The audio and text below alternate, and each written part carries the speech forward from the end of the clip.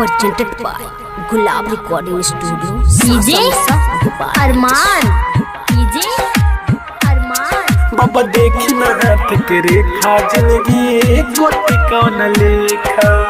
अपन लोगवा देख के काहे कोरी लायन देखा कोरी लायन हे बाबा अपन लोगवा देख के काहे कोरी लायन देखा बाबा देखी ना हाथ के रेखा जिंदगी कोटि कौन लेखा बाबा देखी ना हाथ के रेखा जिंदगी कोटि कौन लेखा बाबा देखी ना हाथ के रेखा जिंदगी कोटि कौन लेखा अपन लोगवा देख के काहे कोरी लायन देखा अपन लोगवा देख के काहे कोरी लायन देखा बाबा देखी ना हाथ के रेखा जिंदगी कोटि कौन लेखा बाबा देखी ना हाथ के रेखा जिंदगी कोटि कौन लेखा डीजे अरमान, डीजे अरमान। बाबा देखी ना हाथ के रेखा जिंदगी कोटि कौन लेखा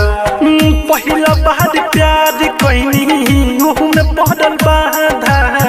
मारल चाहे उहे जे के चहल जान से ज्यादा हे बाबा कोनो मंत्र से मारी जे हमर दिमाग पहले जैसन हो जाओ और कोनो से प्यार ना हो प्यार ना हो पहिला बार प्यार कइनी ओहू में पड़ल बाधा मारल चाहे उहे जे के चहल जान से ज्यादा मार दी कोनो मंत्र हम हो जाई पहले लेखा मार दी कोनो मंत्र हम हो जाई पहले लेखा बाबा देखी ना हाथ के रेखा जिंदगी कोटि कौन लेखा बाबा देखी ना हाथ के रेखा जिंदगी कोटि कौन लेखा डीजे अरमान, डीजे अरमान। बाबा देखी ना हाथ के रेखा जिंदगी कोटि कौन लेखा केहू नहीं के अपन मानत साथ सब बैर हो अपने ही लोगवा आज समझे बगैर हो बिंदस भी कस पर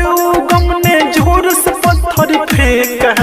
बिंदस भी कस पर सादाम ने जोर से पत्थर फेंका बाबा देखी ना हाथ के रेखा जिंदगी कोटि कौन लेखा बाबा देखी ना हाथ के रेखा जिंदगी कोटि कौन लेखा डीजे अरमान, डीजे अरमान। बाबा देखी ना हाथ के रेखा जिंदगी कोटि कौन लेखा।